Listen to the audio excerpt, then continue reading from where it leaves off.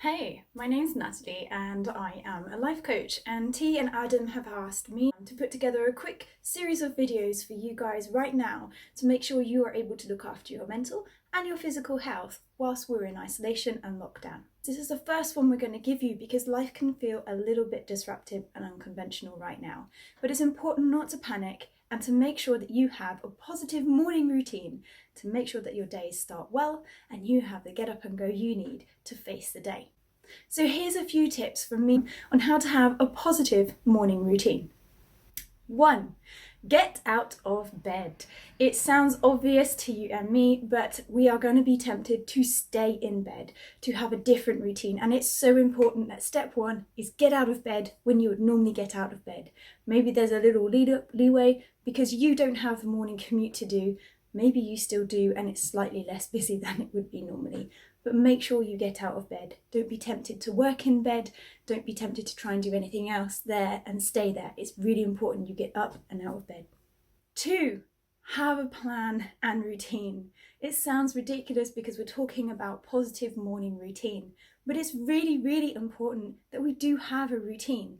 It's something that's going to be disruptive and hard to maintain in the way that we had before, but we can still plan and keep things on target.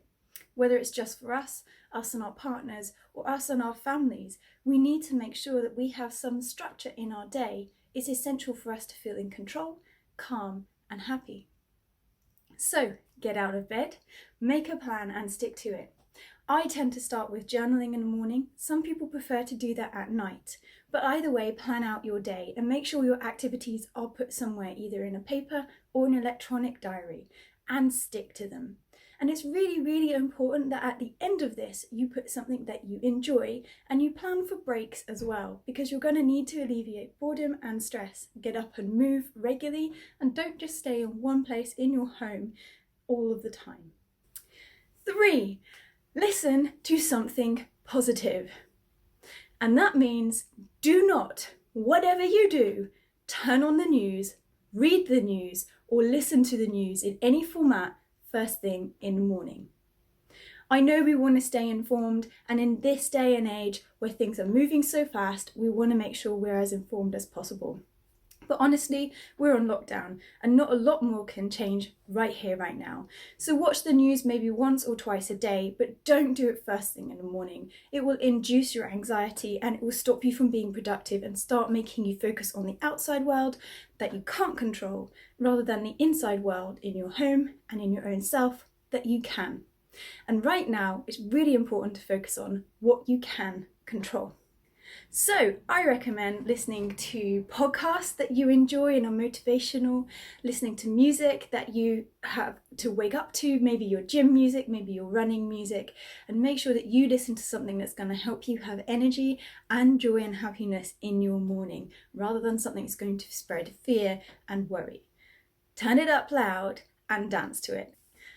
4, go outside.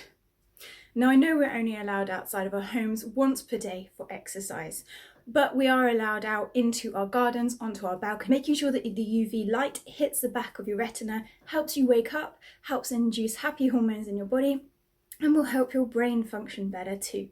It's really essential for us to get outside as much as possible, so if you can, if it's available to you, go out into a green space for your once allowed trip outside for exercise whilst we can still do it. If we get to the point where that's not possible, just make sure you put your head outside your door without stepping over the threshold at least once a day for a good 5 to 10 minutes and look up at the sky. It sounds daft, but it really, really helps. 5, make sure you still have a good breakfast and have a breakfast at the time you would normally have breakfast. This is going to help cement in the routine that you need, help you feel in control. And even if it's not exactly the same food you might have because you can't get hold of it right now, you can still make healthy choices and you can plan for it. So it's another way of feeling in control, setting yourself up and fueling your body and your mind to make sure that you are giving yourself everything you need to get this day going. Just because we're inside and we're at home, it doesn't mean we're not going to be awesome. So let's fuel for that. And number 6 from me. So let's make sure that we have some goals for the day. Even if we've done our plan, I want you to have an overall outcome. Now, this might just be an intention. Mine today, when I did some yoga, was to have joy in today. And I've done that by appreciating the sunshine, by going outside at lunch, and by really looking at what I can find that brings me joy in my day today. It might be an affirmation, which is where you tell yourself something that you are going to become. It's used in present tense, so it might be, I am the best runner there is. It's not something you necessarily have to believe is possible right now, and I appreciate it's a little tricky when some of our goals might be put on hold, particularly if you had a big challenge like running a marathon or climbing a mountain. It might be postponed, but that's postponed and you'll still be able to do it in the future. So it's really important to have those goals and those bigger dreams.